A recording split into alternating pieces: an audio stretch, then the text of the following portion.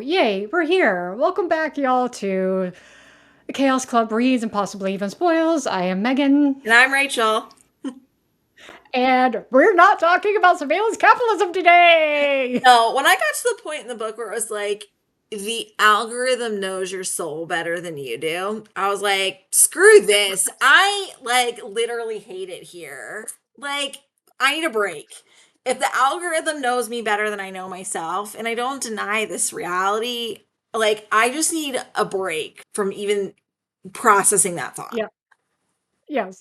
No. I think that's fair, and I think we have done the work. I think we're about halfway through now. Yeah. We've read to chapter 11. I think there's like 18 or 19 chapters Yeah. total. So we're a good chunk of the way through. So what Rachel and I decided we're going to do is we're going to finish the book. We're going to finish reading the book.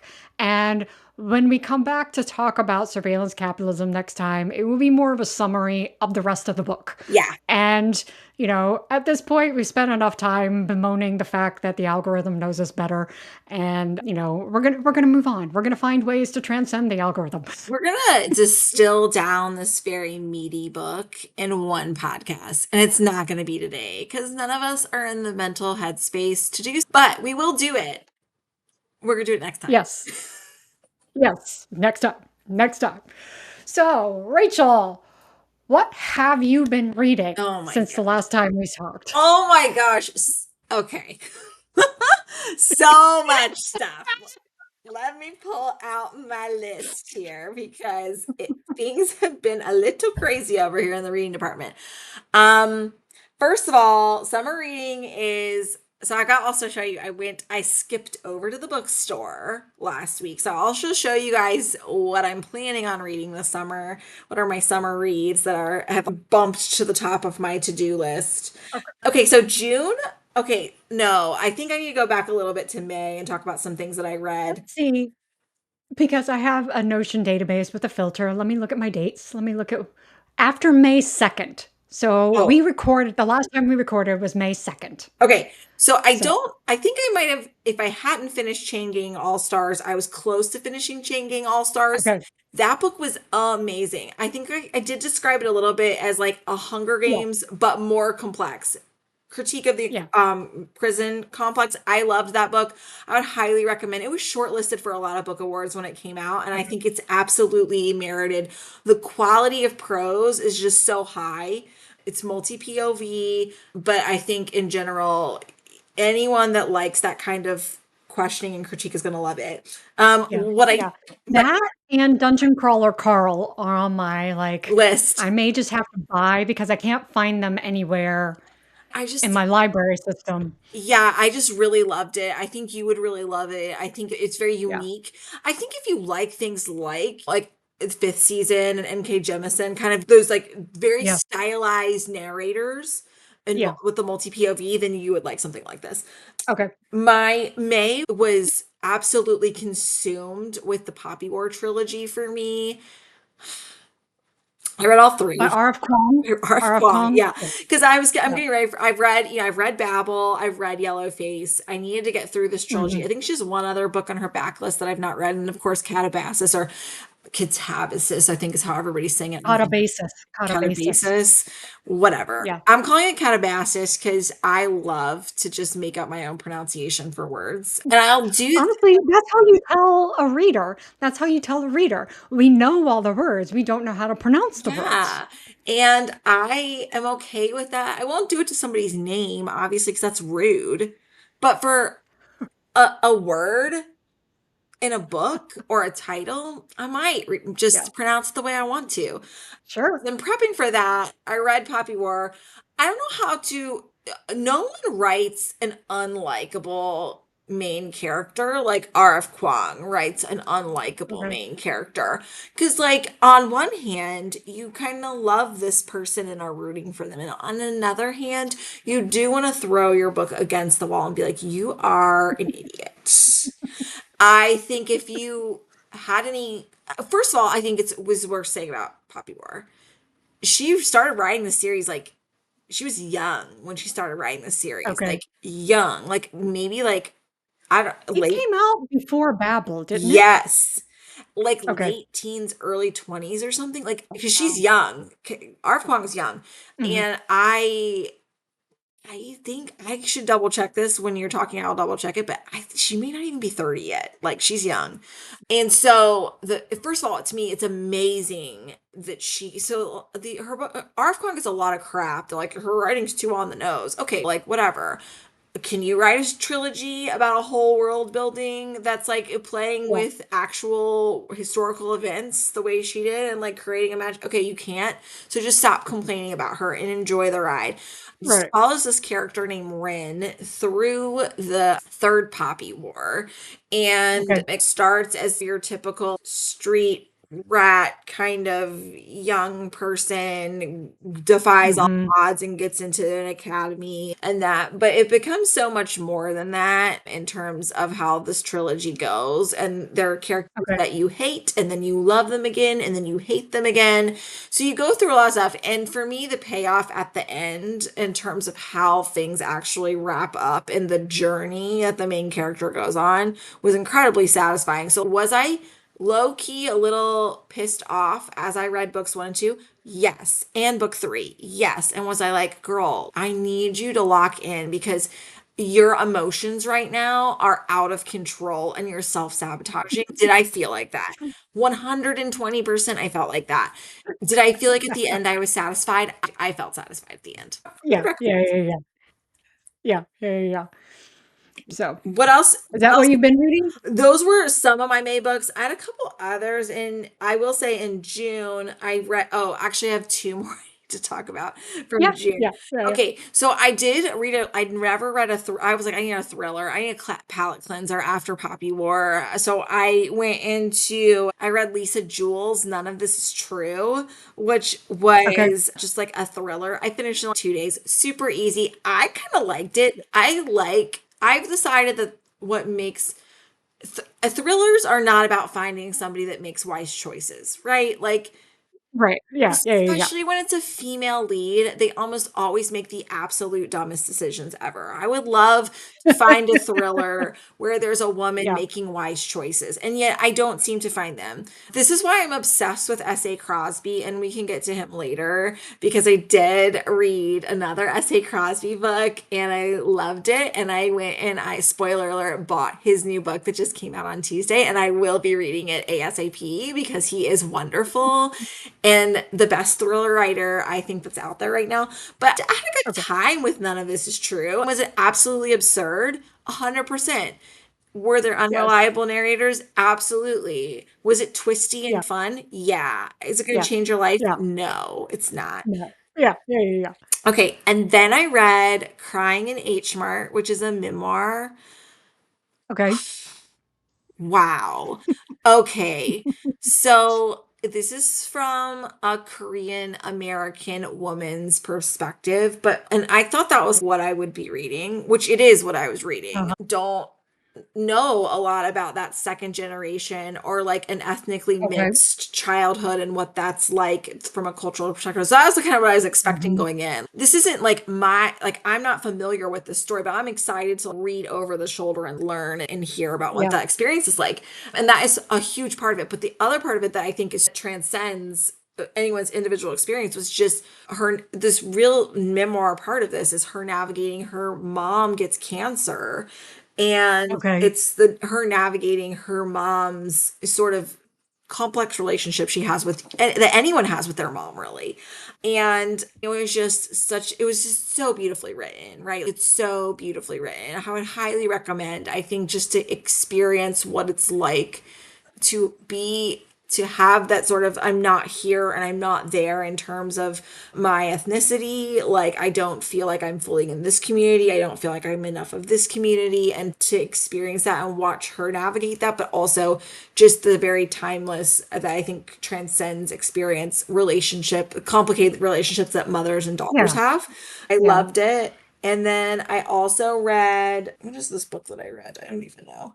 Obviously, I can't remember. Oh, actually, I do remember. Hold on. Two more books. Okay. I read When the Wolf Comes Home by Nat Cassidy. Mm. Okay. I'd not read any Nat Cassidy before, and I was like, oh, this is his new one. I'm just gonna read it. And I loved it. One of the things I really like about his stuff, if you're not into horror and you're like, I kind of want to try the horror genre, this book has an Yeah. afterword from Nat himself where he is unpacking the metaphors that he's using. This is about a woman who is like this washed up, never really made it actress. And she's Okay. young. She's doing whatever. Her father's just died, and she is like kind of just living her life. She was estranged from her father, and there's some things that happen at the beginning with the main sort of movement of the story is she finds this boy outside her apartment complex and he's crying. And she takes him in, and this man is like chasing after him, and I won't give any more away, but it's a lot Okay. about the ways it's about generational trauma and the trauma I think that parents Okay. inflict on their children and the ways that children perceive their parents. Yeah. So I thought it really delved really creatively into those challenges and also the ways that we perceive pain and sometimes the ways that Mm. we scary situations we sometimes overinflate those realities and sometimes the ways that Mhm. we maybe mischaracterize them and blow them up in our mind. So I don't want to give any more away than that, but I enjoyed it. I'll definitely be reading more. I have his book, I think it's called Mary, that I will be reading this October. It's on my list. Then, okay, I finally finished All Fours by Miranda July. I don't even know what to What say you read about to this. me the last time. Yes, You were telling me, oh my gosh. I don't even know what to say about this book.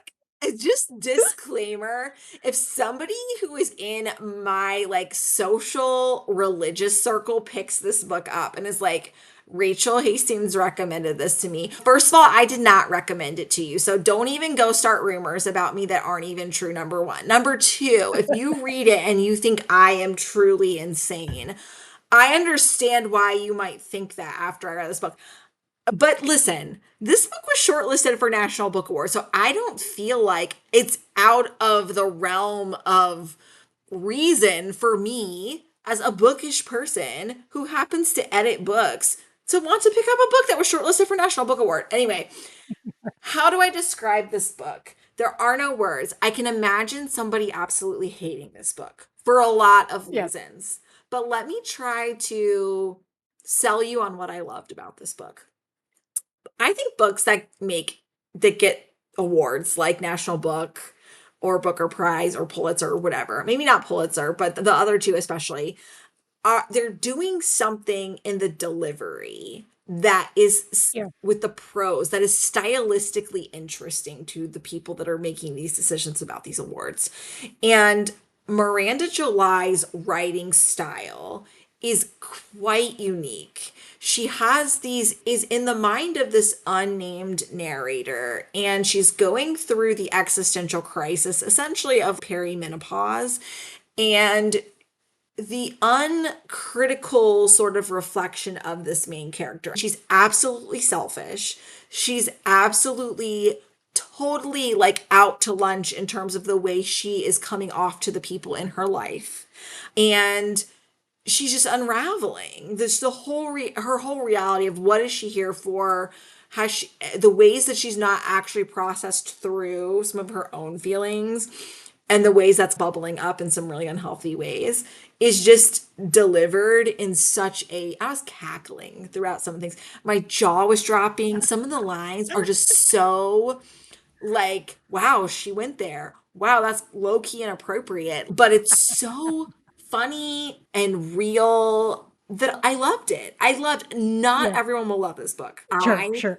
I remember loved you it. describing you were telling me you loved when the main female character is just unhinged. Yes. So if you Oh, just go in knowing that this person is unhinged I and want, just go from there.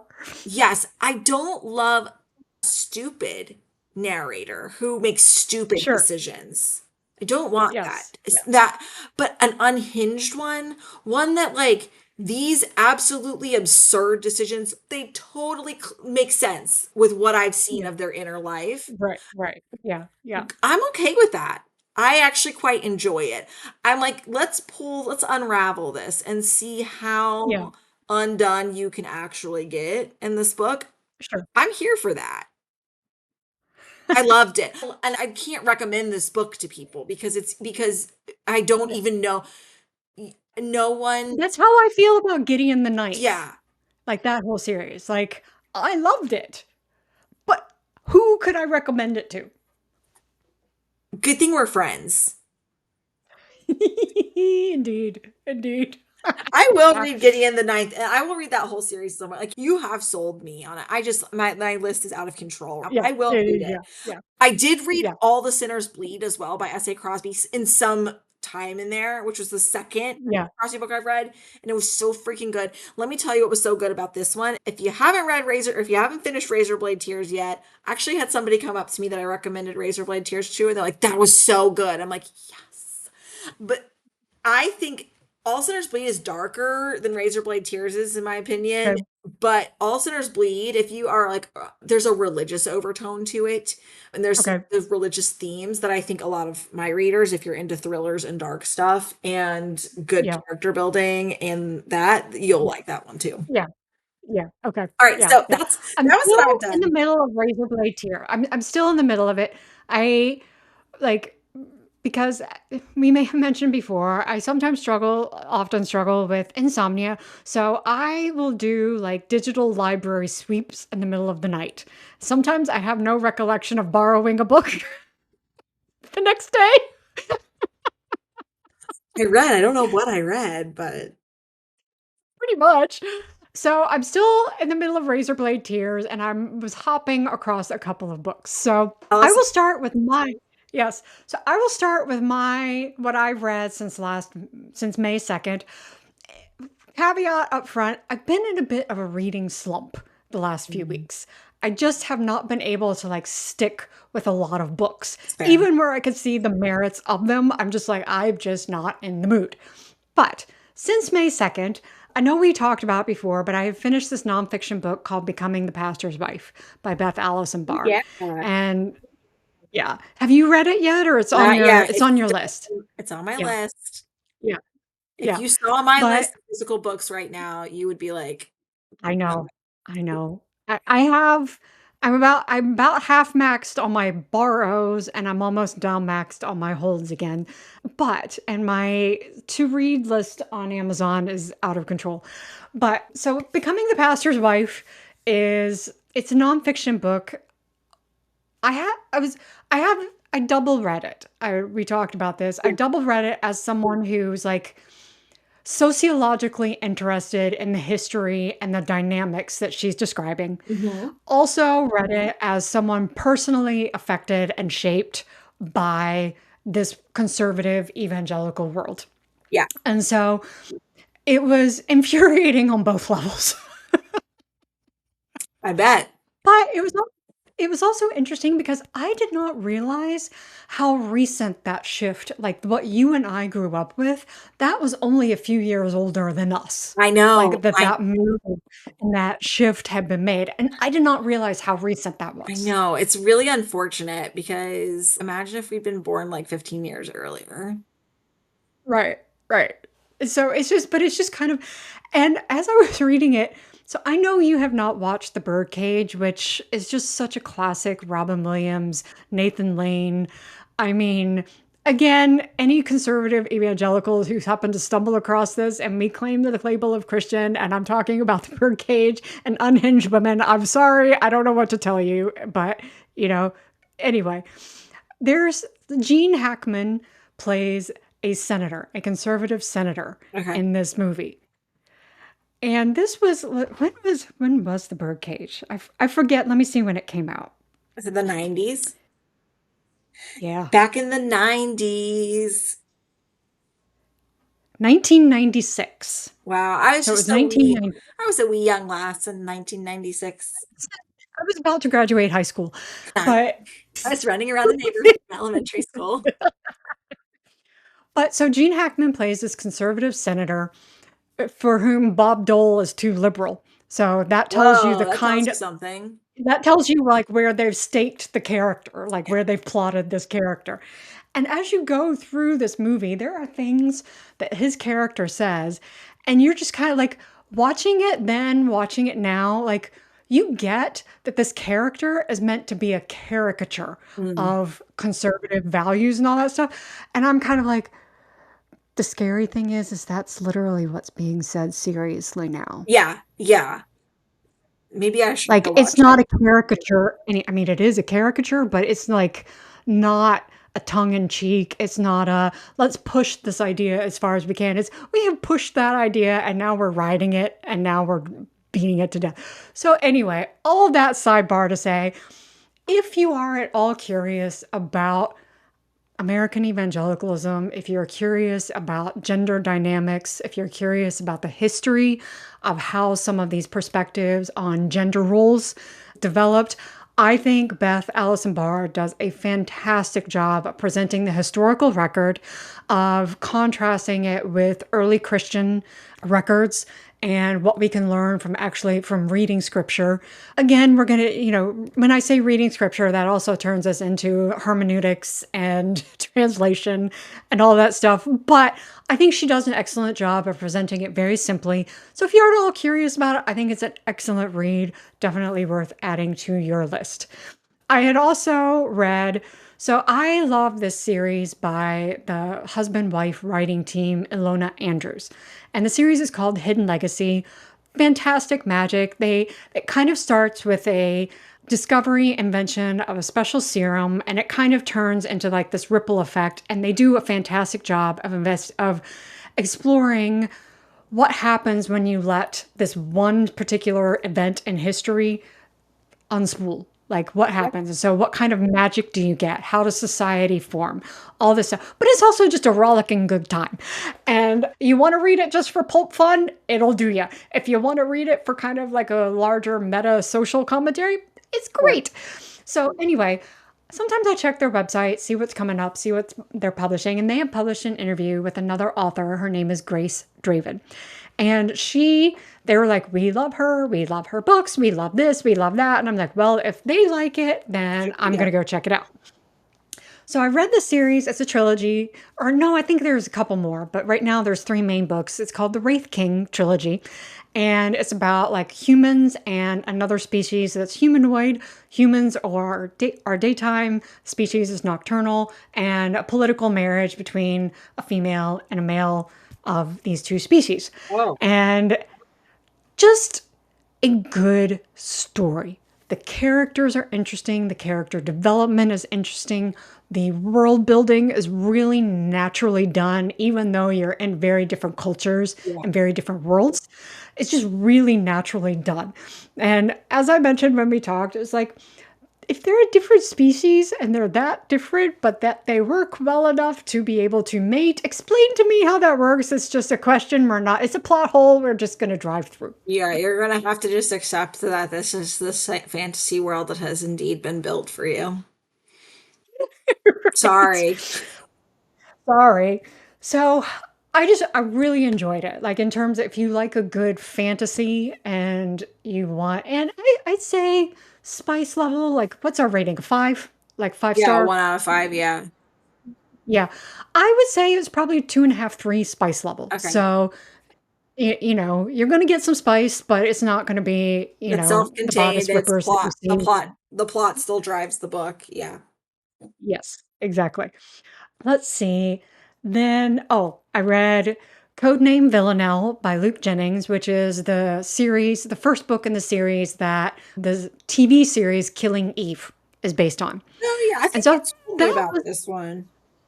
maybe I did. But I liked it enough to want to continue with the series. Like, they're Okay. all like they're on hold.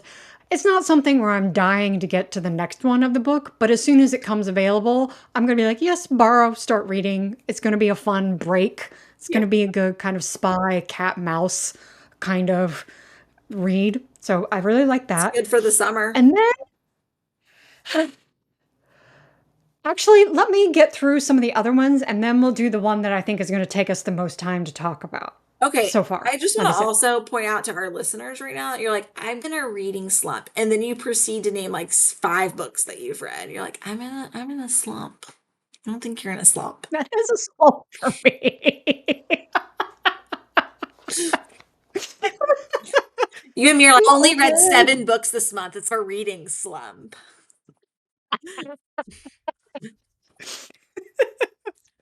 Okay, fine. It was more than that. So I read this duology, Nikki Pao Preto. I hope I'm saying that correctly. Okay. And the two books are called Bonesmith and Ghostsmith. Okay. And I okay, so when I was reading about it, some reviewer compared it to Gideon the Ninth, and I just think that's an unfortunate and impossible comparison. Yes, there are bones.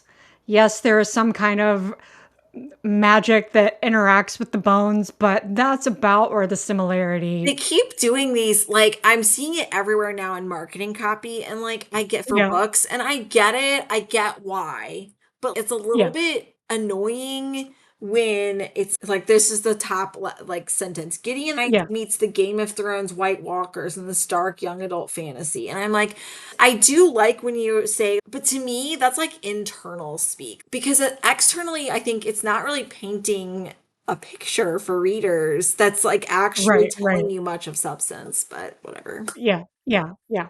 So I liked it enough to read both of them. I enjoyed it. It was a fun break. Okay. Uh, I am going to say this, and I genuinely don't know if this is simply descriptive or if this is an insult. You'll have to tell me. It was something where I really could see these two books becoming the basis of like a TV series on the CW. Yeah. I mean, if based on what I'm seeing here in the comments on, and if anybody's, what app do you use to track your reading? I use Fable because I try to give Jeff Bezos as little amount of my stuff as possible. So I don't use Goodreads.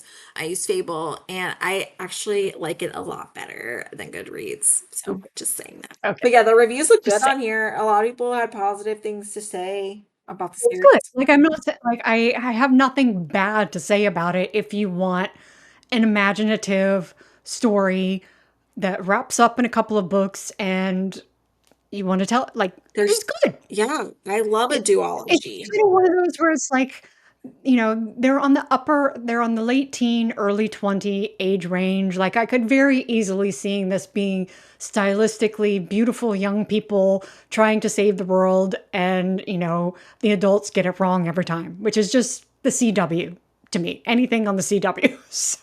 It's formulaic. There's Right. nothing wrong. If you want to write a formulaic book, write a formulaic book. I love a formulaic book. I will show you a Yeah. formulaic book that is on my TBR for the summer. It's at the top of my list shortly. Like, Yes. just do it Yes. well. Yes. So yeah. So I liked it. No harm done. Fun book. And then so three more to talk about. So Okay. the first two I read. I have never read anything by Harlan Coben. I know I've seen the name author a lot, but this book was called Fool Me Once. Apparently, it's a Netflix series at the moment, or it's out, or it's Okay. coming out, something like that. And I'm not going to say anything. It's female character, main character. I'm going to say you kind of like you read the whole book thinking, okay, she's a war vet dealing with PTSD. So that's clearly a problem that's shaping a lot of how she's doing things, but she's by and large a reliable narrator. And I'm just going to say you get to the end of the book and you realize, holy shit, she was not a reliable narrator at all. I love an unreliable narrator Yeah. so much. So much. I think it's like a mix of like hermeneutics meets total depravity. That's how I would write. You is that the trope you like? Do you like an unreliable narrator? Maybe you're a Christian who likes hermeneutics meets total depravity. That is what an unreliable narrator is. And I love it so much. Good. Got to put a theological spin on everything, Rachel. Christ can be found in all. Also, I was married to a student pastor for a long time, so you've got to be able to have a little. You know what Yes, this yes. reminds me You of? always have to find an analogy. You Always do. have to find it. You do. And practical application. So I really like that one. Well written, good thriller, good twisty mystery.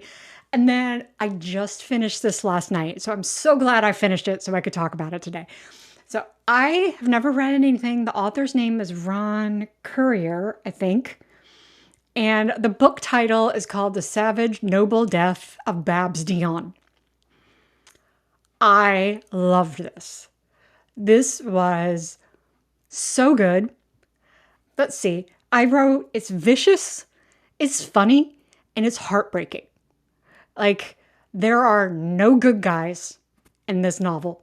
There are only shades of gray and grayer to black. And nobody gets a happy ending. It's just, but the writing, like, the best word I can describe is it's like propulsive. Like, there are no wasted words Okay. in this narrative. It's like you get, and the author also does kind of like a stream of consciousness description so well. Like, it is hard to do run on, like a Yeah, stream of it consciousness run is. on, and like not just have people just glaze over it. Yeah.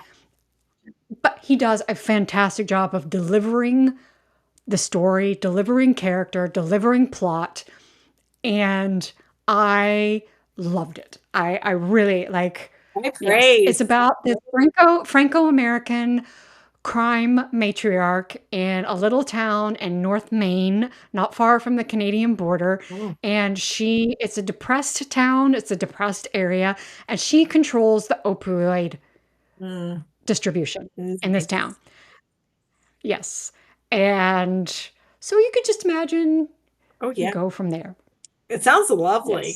I like the sound Yes. of it. Yes. All the little on Fable, like all the little you can put like an emoji with the book, like what you thought, like a Mhm. happy face, or they're all like broken hearts. So I assume it is sad.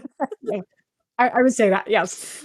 And so the last one that will maybe take us a little bit of time to talk about is I finished the first Mistborn novel. Oh my gosh. I didn't know you did that. I've been saving it. Okay, so I 100% get why everybody loves it. 100% get it. I'm looking forward to continuing the story. It's going to take a while. Like, I think the next book is like a 12-week wait list for it. I think, like, the magic system, super interesting. Yeah. Have not come across anything like that before. I also am just kind of like, okay. Yeah. I think, okay, so I don't know if Mistborn is your intersection. It's not weird, right? Like, I think there's a, do you know what I It's a mean? fantastic story. Yes. I love the whole thing. But I feel like I don't dislike it. it's like a 101 level of like I like you've never really been into fantasy. You're like very well versed in the fantasy world. So I think like for someone like you, it's yeah, this is a good story. What's all the hype about? I get why it's good, but like why is everybody Yeah. really like flipping into existential like Right, yeah, right. like you're Yeah. like, okay, I do think about so I felt that's how I felt after the first book. Now I'm not as into fantasy as you are, and this not like I am into I just have not read as much as you have. Yeah. You've come to it recently. You're Yes, catching I've up. come to it recently. I'm catching up. I enjoyed it a lot. Like it was a very Yes. enjoyable and like I said, like I think a lot of the things related to understanding how the magic system is was very Yes. easy to catch on. And I wasn't Yes. like, what He the does heck is a happening? fantastic job with that. Yeah. And the characters I think are pretty likable as well. Like there's a Yes. lot of Yeah. interesting Yeah. character building. Book 2 for me was a little bit more challenging to get through, but I'm really Okay. glad I did because in book 3 and the payoff at the end and the way that the plot arc for this actually ends was like it's probably one of the biggest like everything clicking together at the Okay. ends that I've ever like for this first certainly for Okay. this year the clicking Sure. together other Yeah. than Yeah. Throne Yeah. of Glass I'd say this that Mistborn the first of the Okay. three. Okay.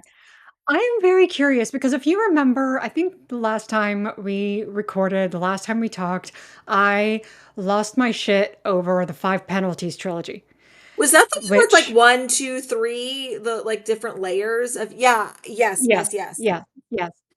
And, just like we were talking about with like such and such meets such and such, that was described as Hannibal meets Mistborn. Yeah. So I was kind of like, where's the compare? Where's the Like, Mistborn? it's Yeah. not Hannibal. I can tell you it's not. I can tell you, like, just because there's a serial killer does not make it Yeah. Hannibal. And so Mistborn, I was kind of like, it was just Here's my thing. I also think since I read that trilogy and now I've started this other trilogy, like I want everything to be as amazing as the Five I Penalties. you're that's why you're in a reading slump. I'm just gonna go ahead and check. I had it on my wanna read list in Fable, but I think right now, like I was Yeah. literally as you were talking through the books, I was like, every book you mentioned, I kept being like, what was that weird that series that she like literally had a conniption over last time? Like I couldn't remember what it Yeah. was. So Yeah. five penalties. I want to see if it's Yeah. on Libby. Yeah. Is the author's name. So but this is really interesting. So I liked, let me be very clear. I liked Miss Bourne. I am looking forward to reading Yeah. the rest of them. I also am just kind of like, and I felt this way about Tad Williams, the Dragonbone Chair, that I had for the entire loan period, and I got 4% of the way through because that book came out. Oh, hang on. Dragonbone Looks like they have number Chair. one and number two. Oh, but they have different narrators. Boo. I hope the second narrator is better than the Okay. first narrator Okay. because I always hate when I get emotionally attached to an audiobook narrator and then the second book it's a Yeah. different narrator and I'm like, it Yeah. feels personal to me as a reader. Sure. Yeah, yeah, yeah. Okay, so Tad Williams' The Dragonbone Chair, that series started in 1988. And Brandon Sanderson, like the Mistborn, was like what, 2000s? Like Yeah, I not think that old, so. but Yeah, that was it's it. Yeah. yeah. Here's the other thing that I'm wondering as well. Because I've read so widely and so much, Yeah. and I have also read things that were probably shaped by people who read these series, Yeah. I'm just kind of like, how much of it is suffering from, I didn't read this first? Yeah, I know. I can't tell you that, like, in the sense I just think Yeah. that there's nothing it's on somebody's I have this really great book I'm recommending you in like the biblical studies world, and I'm like, yeah, it's a fine book, but literally everything that was said in that book was said, and here's five other books. Like, I can't fault that book for being what it is. And I can't Right, fault right. that person. I used to be like a big snot about this and be like, if you had just read these other things. But like the reality is Yeah, like yeah. maybe they're not marketed to those people. Maybe they're not in the circles Right, that I'm in, right. whatever. And so I think this is probably a situation where you just have such a broader like base of stuff that you've read in this area that it's yeah, I think that you're probably like this sounds familiar. Fine. Yeah, Yeah. yeah, it's familiar. So but I'm not mad that I read it. I'm glad. I enjoyed it. It took Okay. me a little while. Like it wasn't one of those where I was like sat there and No. every free minute I went back to it. It took me a kind of like a I read something else, I came back. I read something else, I came back. But here's something that I think is interesting. And I don't know if you've noticed this in your reading, like whether it's fantasy or whatever, but I am very intrigued by this, what do we call it? Trend, trope, whatever, Well, of any divine character, anything, any character that's set up as a god is just default the bad character, default the villain, and must be overthrown. mm, Like I feel like I see that a lot in a lot of books that I read, like yeah. kind of the fantasy because that's where that's where you see Yeah. a lot of that. I find this very interesting, and I thought that was a very interesting, and I was kinda like, "Okay, yeah," so that's I don't think I'm spoiling anything by just kind of saying that in So, response to Mistborn. no. Um, the Final Empire, that's the first one. I know everyone calls it Mistborn, but the first book is called The Final Empire. Yes. Yeah, but Yeah, I mean, I think that perhaps, well, one, from a pragmatic standpoint, there's got to be some big baddie in a lot of these books, right? yeah, yeah, And who's yeah, the biggest baddie, but whatever the godlike character is. I would be yeah, curious to know. I won't give anything away because I do think that Sanderson has some interesting interactions with the higher beings and the purpose of higher beings. And my okay, understanding is that there's more, even more of that in the Stormlight Archives books, like Words of Radiance, okay, Way of Kings, those ones, Wind and Truth, okay, Oathbringer. But I do think he does get into that a little bit here. And it really is more in like book three, I think, that it all comes together. So like Okay. it'll make more I you're gonna modify your thoughts on this by the time you get to book three, I think. And of course, I'm gonna what? you're gonna modify your thoughts on what you're thinking about Okay. God Okay. by book three. But what I will say is this: Brandon Sanderson's writing style. You'll hear this love. He's lovingly talked about on in his book talk space the Sanderlanche, which is the avalanche of a plot that happens like at the very end of the book. There's just like character building, world building. We're doing this. It's fun. The stakes don't feel super high, and then all of a sudden the stakes Right. go to Yeah. 11, and Yeah. you're like, Yeah. Yeah. whoa. Yeah. So Yeah. I would agree. Like, I don't think when you're in the beginning or a middle of which is great. Like, I think you just have to know in a Brandon Sanderson book, like, okay, once I get to the last 10 chapters, I'm going to need to devote some time because I'm not going to want to get up and do anything Right. until Right. then. Yeah. Yeah. Yeah. Yeah. Yeah. Yeah. So anyway, so that's my reading slump. I love it. I love it. Yeah. Yeah. Should we pivot into what we are reading now? Yeah, what we are reading, sure. Yes. Okay. Yes. So I am in the middle of Razorblade Tears, still in that. I also am reading this nonfiction book called The Courage to Be Disliked I by think I've seen that book. Ichiro Kashimi and Fumitaki Koga. I hope I'm saying that correctly, but it's based on this psychologist, I think, Adler, and it's basically so you've read Martin Laird, right? Mm-hmm. You've read Into that the guy, Silent Martin Land. Laird. Yeah. Huh? Yeah. Great And, book. at one yeah. And at one point in that book, basically, Martin Laird was like, you experience pain, but you cause your own suffering. Mm, And so that's a little bit what I think this book is doing. But it's written in the form of like Socratic dialogue. So it's a philosopher and a young visitor who's basically trying to get him to, challenge and get him to recant everything he said. Like, you're unhappy because of the way you choose to perceive the world. And so it's just a form of Socratic dialogue. So, anyway, reading that one. And I also just started, let me see, I did check out The Hunger Games because I have not read that. So you convinced me to give it a shot. you out of your And reading then, slump. what's that? Because I think it'll get you out of your reading slump because it's so fast paced. I always use YA to get out of a reading slump because it's so easy. Like it's the depth is not super deep, but Yeah. I like it for that reason. That's fine. That's great. Like different books for different moods. Love it. So, and then I just started last night this book called Havoc by Christopher Bolin. And it's set like kind of in the middle of the pandemic, but it's one of those kind of long term hotel in Egypt, like, the kind of genteel, shabby, former heyday. People kind of come and sometimes they stay and sometimes they're just overnight tourists and all this stuff. And so it's about this 80-year-old woman who kind of has this compulsion to fix people's lives.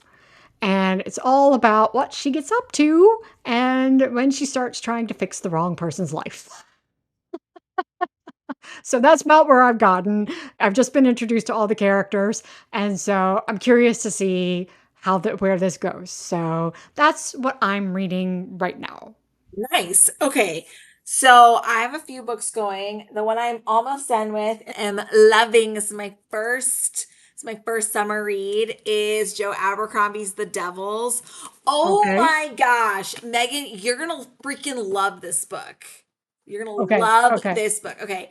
Let me tell you why. I've not read any Joe Abercrombie, but he's a fantasy writer and he has that whole like Third Law series or whatever. I've never read it. I've never read any Joe Abercrombie. When I saw this, I was like, it's like heist and I'm Okay. all about a heist. Okay, some people think that the humor is like way too over the top. Maybe I'm just a big old nerd. I think it's hilarious. Every Okay. character is like the vibes of something like League of Extraordinary Gentlemen, where everybody's just like the big version of themselves. Or like Yeah. pirate, Yeah. almost feels like Pirates of the Caribbean, like that kind of energy. Do you know what I mean? It's like Yeah, a yeah, little yeah, yeah, bit yeah. raunchy, but all in good fun, and it's Yeah. funny. Okay, so that is what this is. Maybe like an Okay. R-rated version of Pirates of the Caribbean kind of Mhm. vibes. Okay, but here's what's Yeah. cool about it. Let me just show everybody these end pages because oh, Oh, I love those. I love it. Love it. okay, so Gorgeous. it's imagine a world where instead of, so there's still the East and West schism, but instead of the Catholics fighting the Moors in like medieval church history, they fought elves instead. And imagine that the Pope is Interesting. actually like a 12-year-old girl.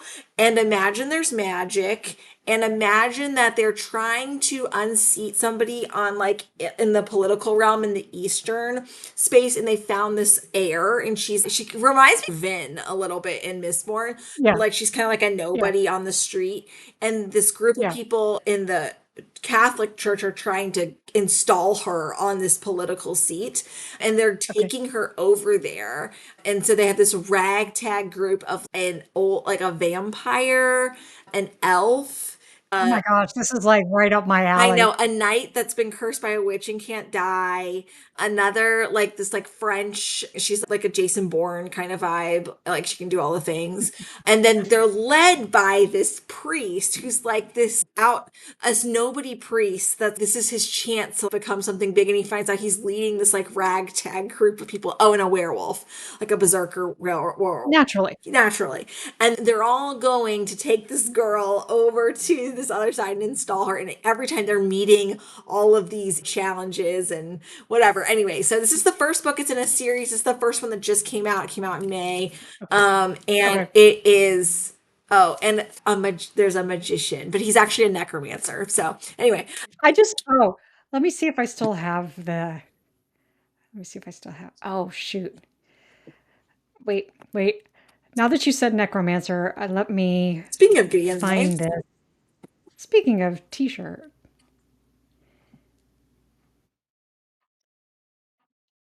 there we go. So, necromancy. yes. Reduce, reuse, reanimate. Yeah.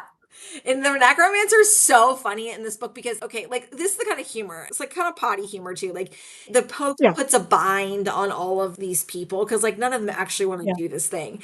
And so it's like a brand on their wrist or whatever. And so he keeps trying to Uh-huh. like use magic to undo the brand. But like every time, the part of like when you undo it or you don't follow the brand to take this girl, you get violently ill. So like he keeps doing things and then he'll get like violently sick and projectile vomit or like diarrhea or like whatever. It's like to me it's so funny and he's so absurd. He's a Yeah, little character, yeah. but he keeps getting like awful sick like in the book because he Right, keeps right. trying to. Have you ever read now that you're talking about this, I don't know why what you're talking like, describing this book makes me think of it, but have you ever read Good Omens by Terry Pratchett and Neil Gaiman? No, but I have it because you gave it to me. It's on my Did shelf. I? You did like a long time ago. You're like, you need to read this book. And I was like, awesome. And it's on my shelf and I'm going to read it. It's on my Well, I'm list. glad you didn't get rid of I it. wouldn't You have never. should read this book. I'm intrigued now. Although the only reason now I will say this, like I would feel low key a little uncomfortable if it was just a Neil Yeah, Gaiman book, but because it's Terry Pratchett, I yeah, will read it, and yeah, I want yeah, to. But as we all know, yeah, it's not because Rachel yeah. doesn't want to read books. Rachel welcomes all book gifts from friends. She will take as many as you give her. Will she immediately get to them in a year, in 5 years? Perhaps Clearly not. not. But that doesn't mean I don't remember that I Yeah, have it, and doesn't mean it's not on my list.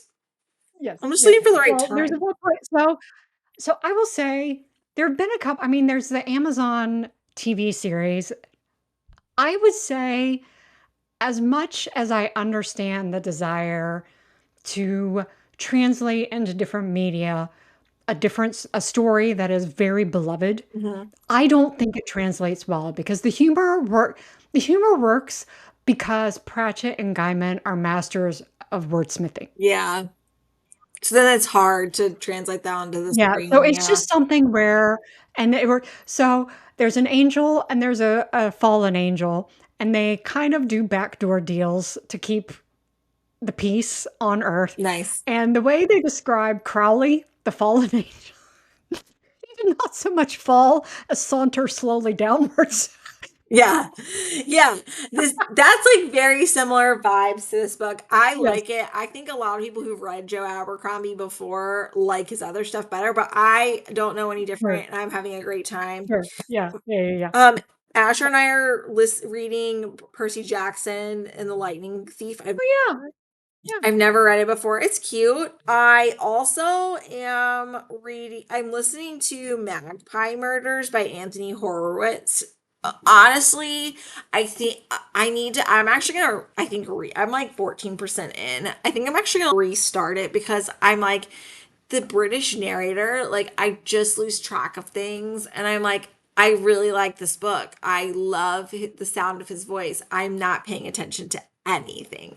So I'm Yeah. gonna What's the probably name of the book? Magpie Murders. It's like a Oh, British, yeah, yeah, yeah, yeah. yeah. Yeah, I read it. Yeah, Okay, yeah. so I started that. Another interesting book that I'm reading right now is, or I just started actually, is Witchcraft for Wayward Girls. I started that and I could not get into it. Well, could you not? Okay. I'm just at the beginning, but I am going to try. I've Okay, never actually read all the way through a Grady Hendrix book, and I feel I okay. should because of the kinds That's of right. things that I like. Yeah, And I yeah. was like, I should I try. love his book, the Southern Guide to Killing Vampires or Vampires, something like yeah, that. uh-huh. So I'll Yeah, let I you like know if I that can one, get. and I like The Final Girl, like Okay. The Final Girl Club. I I heard like those 2. I heard his haunted house one a lot of people were kind of like on, but Well, it has to do with dolls, and I already find dolls to be creepy motherfuckers, so, like, it was you're just a like, bridge no. too far. I'll read about dolls, but yeah, those are some of the ones I'm reading right now. Do we want to talk about Okay, any other summer? Because I have a list. I have 3 books that I just bought for summer that I okay. do plan on reading. Well, I did normally it's Rachel doing the show and tell because I do not buy a lot of my fiction, just because I read it so fast and I read it for entirely different purposes than most books. But I did want to talk about this book that I bought to support independent bookstores, Yay. architecture, and faith in one fell swoop. So, That's cool. so it is just a beautiful, beautifully Wow. illustrated, and it is just so how I discovered this book. Let me tell you the story behind how I discovered this book. The Instagram algorithm, the algorithm that knows our souls, Yes. threw up this post one day of this little bookstore in England, and it's called Sherlock and Pages. Oh, that's cute. And it's very cute. And their focus is on nature, heritage, history, and landscape. And so the owner, one of the owners, Luke Sherlock, this is his book. And he loves, like, he's always loved, like, hiking. England is great for, like, little walking paths and, Yeah. like, going through the countryside and all that stuff. And he just always really liked church buildings. So this is kind of his love letter to, it doesn't sound like he's religious himself, but this is this kind of love letter to England's past and the formative Cool. narrative of churches and church buildings. And so it's not necessarily written as a narrative. It's just kind of written more Uh, as like small entries about each one, like in his personal interaction with the space. are those So pictures or are they drawings in there? drawings. Wow. He actually worked with an illustrator to do all of these. I hope wherever he's selling this, he has 2-page spread pictures of those drawings because that's a huge selling feature right there. Yes. So, of course, he sells them at Sherlock and Pages. And I Mhm. was all ready to order directly from Sherlock and Pages. And then I forgot about overseas shipping. A girl can dream. And I thought, well, if I was going to order a ton of books, then I would pay for shipping. Yeah. So, what I did instead is I ordered through bookshop.org. Oh, great. And that way I could support a local bookshop. I will say, in the age of Amazon one overnight delivery, order from bookshop.org Great. because you want to support independent bookstores, not because you're expecting to get your book fast. Even if you pay for expedited shipping, you still will not get your book fast. But you are supporting independent bookstores. Just So remember, that is my everyone, Amazon is destroying the book industry, and you should order from independent bookstores. I will say that yes. every single time. Yes. So I know that Luke Sherlock actually has an account here on YouTube and he does interviews with authors and he posts like behind the scenes of a bookstore. And now I want to own an independent bookstore because how hard can it be? And I know, We fingers were crossed, folks. joking. We were We're joking. going to put a pin in that and we'll maybe see how that can materialize in some form. I was But talking. I'm going to check him out. Check out Sherlock and Pages, Love it. support independent bookstores. Remember your country's past Yeah, because that's it's really needed. sweet. And it's really beautifully done too. It looks like it's really beautifully bounded and stuff. It's one of those books where you wanna leave it out because it's just like you can kinda dip into it, like, you're not gonna sit there and read it cover to cover or Yeah, whatever. Kinda dip into it, and it's just one of those you wanna leave it out so that other people can just kinda, like, have a little 5-minute break. I love it. I love it. Yeah, I was talking to some fellow editorial professionals the other day, and we were just laughing about wouldn't it be great if there was like a bookshop in some small little English or Scottish like town that you could go for a week and pretend to work at a bookshop. I don't actually want to own a bookshop, but I just want to go and like intern there for a Yeah. week and then Yes, leave. yes, And it'd be like a whole yes, experience. yes, yes. So that's what I'm kind of reading it. It's just kind of like the Yeah, new installation in the routine. yes, and everyone knows I am a hoarder of books and I buy them all the time. And it's a little bit, I actually need to slow down. I've done my summer duty. I knew the only book that's coming out this summer that I still plan on buying is R.F. Kuang's new book. But other than that, I'm done. But I will show you my new haul. Really excited about it. Yes, yes. Yeah, enjoy your summer reading and viewing and let us know what you are going to be reading this summer. Woo, woo. All right. Bye.